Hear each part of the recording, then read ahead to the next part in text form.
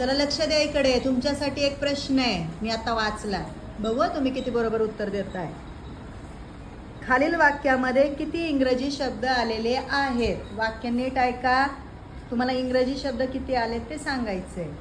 वाक्य आहे, सोहमने मोबाईलवरून ईमेल पाठवला व त्याला एक मेसेज आला. परत ऐका, सोहमने मोबाईलवरून एक ईमेल पाठवला व त्याला एक मेसेज आला. सांगा.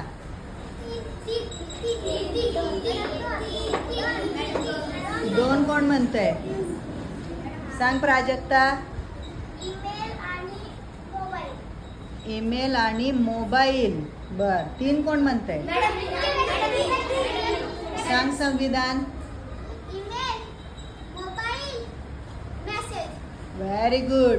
बघा, मेसेज हा पण इंग्रजी शब्द आहे, विसरायचा नाही. मोबाईल पण रोज आपण शब्द वापरतो, तो इंग्रजीच आहे.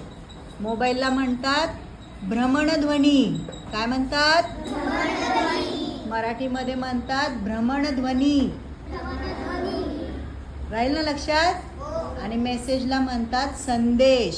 ईमेल म्हणजे इलेक्ट्रॉनिक मेल, त्याला आपण शुद्ध मराठीमध्ये विद्युत पत्र असं सुद्धा म्हणू शकतो. ते पत्र फक्त संगणक आणि मोबाईलवरूनच पाठवला जाऊ शकतो. ठीक आहे?